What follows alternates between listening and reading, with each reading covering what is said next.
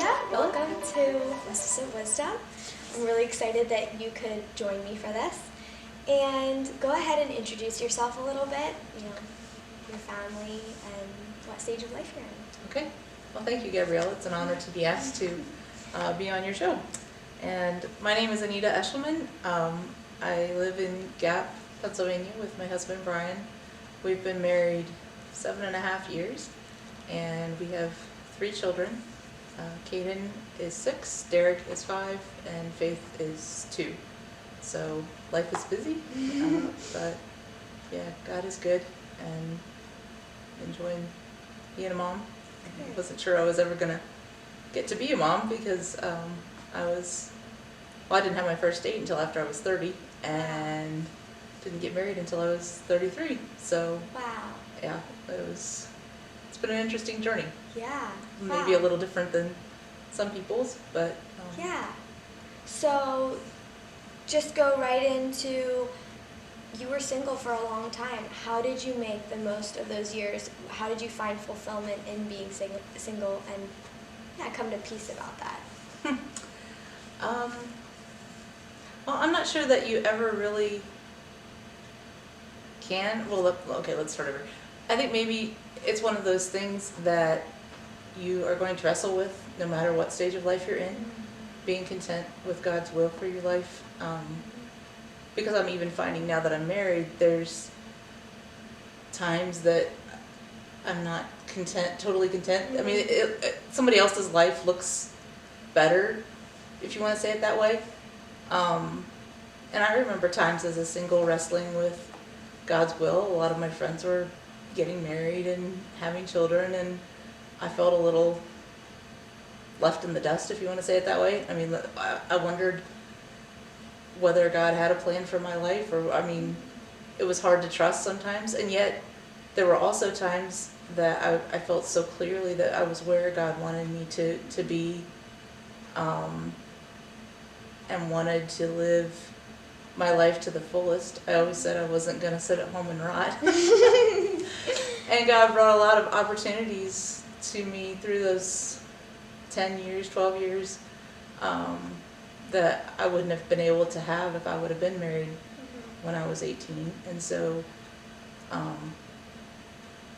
think learning to accept God's plan for your life, learning to trust maybe, would be, it's a journey I think we all have to be on in one form or another, but I think as a single, maybe it comes a little bit harder or a little bit stronger, that you have to trust that God has a plan, even if your life doesn't look like you thought it would, or like everybody else's life.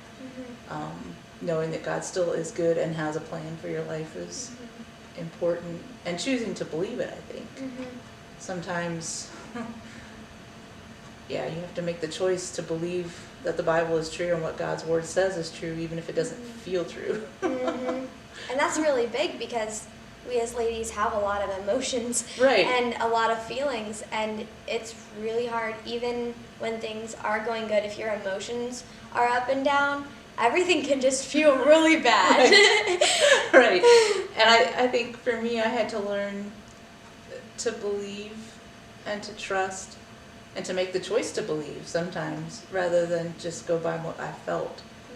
I can remember, I think I was probably 20 or 21, and I was just driving to an appointment one day, and I was kind of struggling with the whole being single, and my friends were getting married, and just wondering if God had a plan for my life. And I so clearly remember just driving down the road and finally lifting my hand and saying, okay, God, I choose to believe that you are good, and I choose to believe that you have a plan for my life.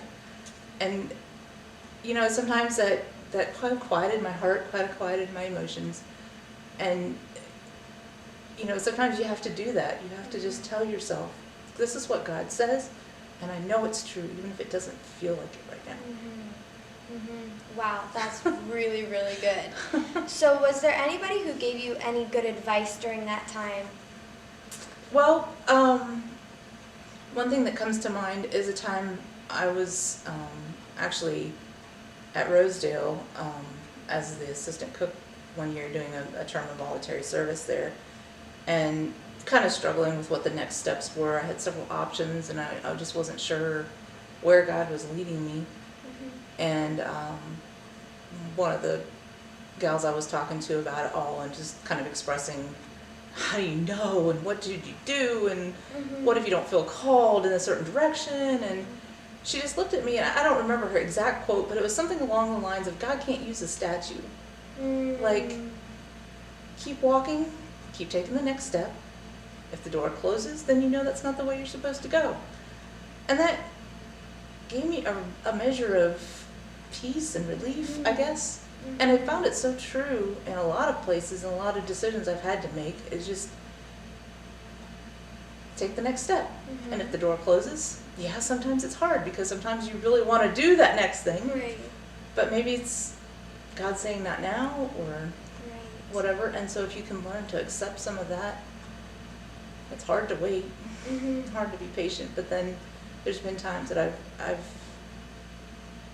had to just remember to thank God for closing a door, or for moving one way or another, just because He answered. And I mean, you take a step, and if the door opens farther, you can keep walking. If you don't, the door closes, then you know that's not the way to go. But yeah, it is a journey for sure. And I think, like, in preparing for this talk and thinking back over my single years, there's so many lessons that I think I still have to keep relearning, even now that I'm married, as far as just even still trusting God that the next step is going to become clear as we keep journeying, whether it's just different decisions you have to make about where you're going to live, or how you're gonna school your children. I mean, there's just so many decisions you still have to make. It's not like you get married and all your decisions are over. And so there's still times I find myself having to go back to some of those lessons I learned. And yes, God is still faithful. God will still lead us, and we still have to just keep walking and keep going and trusting that He will guide us where He wants us. And I feel like what you said was so profound when you said about choosing to believe, choosing in the end, knowing God still has a plan and He still has a purpose, and then to keep walking too. Like, that is so hard when you feel like you should be going a direction and that door is closed, and then you just feel like standing still and waiting for that door to open. Like, you're just standing at the door and being like, hey God, when you open that one, then I'm ready to go through it. Instead of like going for some other doors, I know. So actually that's a good thought, because I mean, yeah, it's easy for us to even way overthink, if I did want to go to missions, if I did want to do other things, and then saying, ooh, but maybe I won't meet the right person if I go to the mission field, and I'm committed to too long, because that guy might be back in the States. Well, okay, gotta remember, God knows who that person is, and God's gonna make it work out. And so in the end, I guess it's easy for us girls to like sort of be like, dating and marriage is the ultimate, and then these other things are side things, but you gotta make sure you're gonna get to the ultimate. But in the end, like, marriage is a really great thing, and you do want to be open to that. But at the same time, sometimes God has things for us that we could miss if we aren't walking into His will, and being like, God, what is your will for me right now? Instead of focusing on, this is what I want your will to be right now. Because I know that has been my biggest stress right now after graduation, to feel like, okay, I'm 18, so I could be dating now. But I don't really have any prospects right now. And I do want to do mission work, so I'm okay with that. But I don't really know where I'm going to meet my husband, so it would be nice to know that, to know how many years to commit to. By the time I'm 22, I want to know, right? Yes, right. Hey, God, just so you know, I think I would do this many years of mission work and then get married, and then we can live on the mission field. Like, that's not how it works. Could this be your plan too? Yes, right. And so, yeah, it's just really good to remember and be reminded that when you're in God's will, that's the best place to be. And to keep going for that, even when things don't look like what you expected them to be. And I feel like this conversation has been very real, because it's easy, like you watch a movie or you read a book, and everything just holds out. Like the man just walks in on the scene at the perfect time, and they just live happily ever after, and it just feels real enough the way they worded it that you sort of get this big feeling of disappointment when it doesn't turn out that way. And so, yeah, I feel like it was really good for me to hear your real story, because for me, that's what I needed to hear. That you know, your God is my God. He's going to be leading me too. Amen. And so I'm going to have to be daily making the choice to follow him and to be looking for his leading in today and be willing to do that. And then if he brings someone into my life, that's great.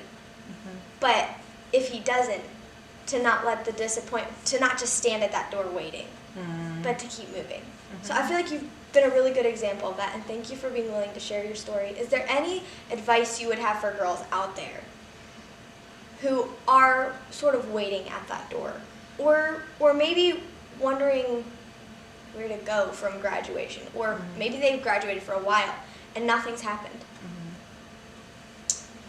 So if you find yourself in a place that you feel like you're just waiting or God's not answering, it's a great time to look for ways to be a blessing to people around you right where you're at. Maybe you don't know who God has for you to bless. One thing that I did quite a bit, well, yeah, I don't want to get into all the details of all the places I've been, but I did a lot of go on mission trips or go do some voluntary service for a year or maybe two. I did end up in Canada for 3 years. But my parents were very gracious in that they always allowed me to come back home, and my parents had a business, and so I could always work for them. I did do some other side jobs as well if I looked like I was going to be home for a while, but yeah. And so it became a challenge in some ways because I would go away and I'd be on my own as an adult. But then I'd be back at home under my parents' authority and whatever. But it was good for me in some ways just because I had to learn to get along with people. I had to learn to submit even to my parents' authority. But I can very clearly remember a season, I was probably 22 or so, that I was home for over a year and didn't really know where I was going to be going next.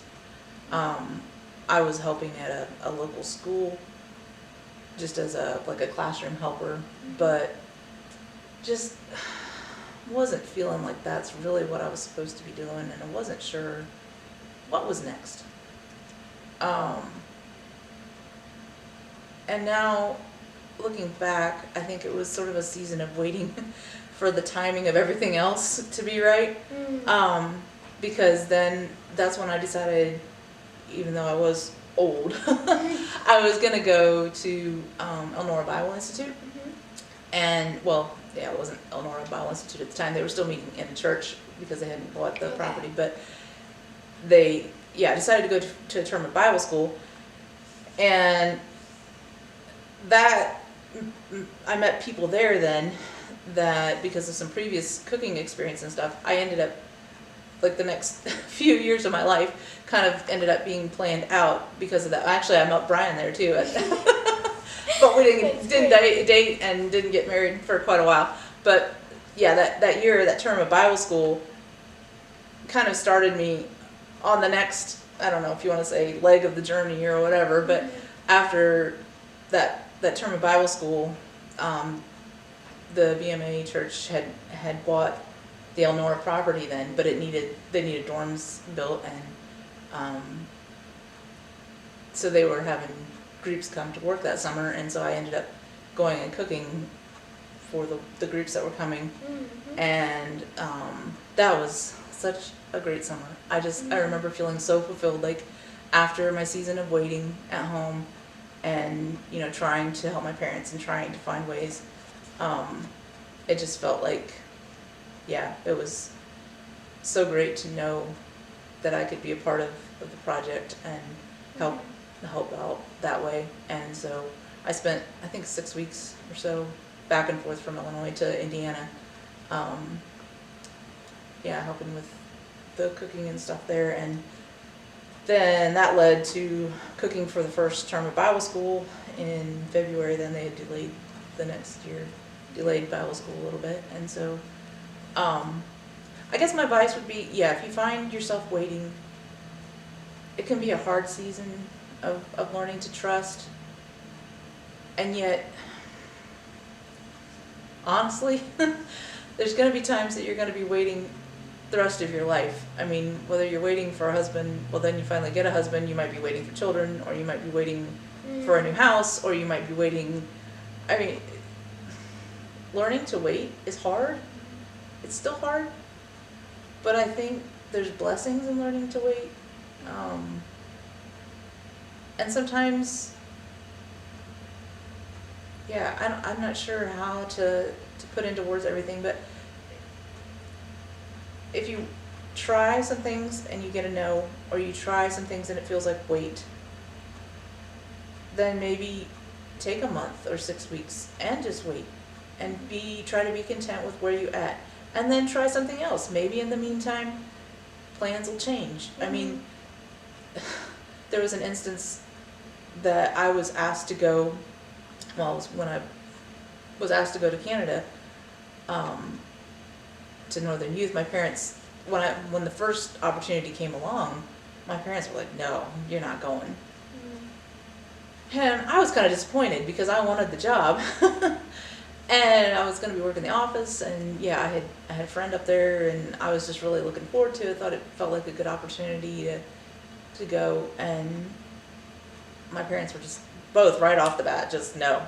And so I thought, well, okay. I mean, I still wanted to respect them, and felt like this must be, at least not now.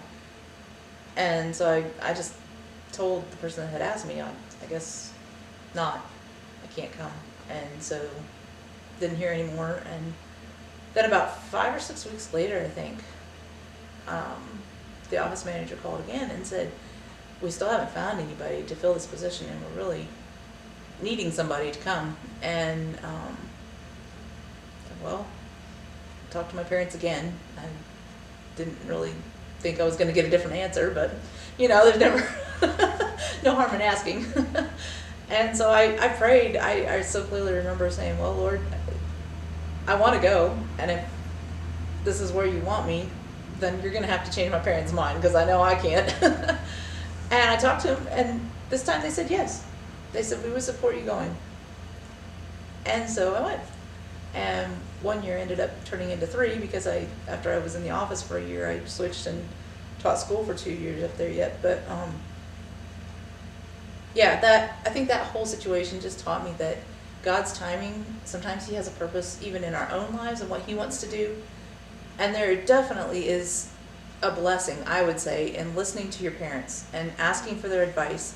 And I know we're not all blessed with godly parents, but there is a certain feeling I get sometimes from the youth today that I'm going to do my own thing, and I'm going to, this seems like a great thing, and I'm going to just do what I want to do, and, this is my plan, and I'm just going to go for it, and nobody's going to tell me different. Mm-hmm. And I think we miss a blessing by not respecting our authority and trusting that God can work even in their lives and in our lives, and minds can change, things can change, and God can get us where He wants us. Whether or not it happens on our timing, or whether it seems like it takes a while, God can definitely work out the plan. We just have to trust, which is really hard sometimes, but trusting that He will guide us. And as Americans, we don't like the word wait, do we? We do not like the word True. wait. Very true. But I think that's a really important concept, because if we can't wait on God's timing, we can't wait for other things, God could have, if He was going to bring a certain person into your life at a certain time, wait might be wait until I'm going to work this out, that you will meet there. Mm-hmm. Or it could be wait so that you're in this other certain situation where you can bless someone else. Right. Or wait till you're in this certain situation so that I can set you up for this next thing in your life. Right. So in the end, God's timing ends up being best. Right. And it also could be wait, because the work I need to do in your life will make you a better wife, a better mom, a better mate, and then down the road I'll bless you. Like, I look at my life now and think, if I would have gotten married when Brian and I first met each other, I'm not sure it would have worked. Just because I was selfish enough, if I can be honest. I'm just not sure that, well, his life would have been miserable, and he still is. No, I'm sure not. But you know, God had to do a work in me to make me ready to be able to work with another person, to live with another person in peace and harmony, instead of, you know, being so wrapped up in my own selfish whatever.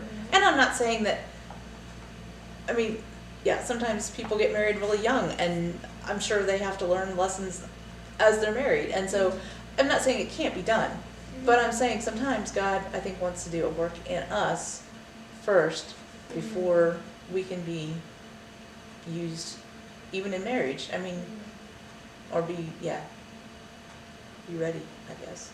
Yeah. Good. Well, thank you so much for sharing your story and your advice. I feel like we got a lot of really good advice out of this talk. So thanks again for your time and being willing to, set up a babysitter for your kids. Oh, no problem. Take the time to study the questions. Yeah. Can I just share one verse? Yes. That, this verse has meant a lot to me, even in my singleness and in my different stages. And it's Psalm 147:10. Psalm 147:10 says, "His pleasure is not in the strength of the horse, nor his delight in the legs of the man."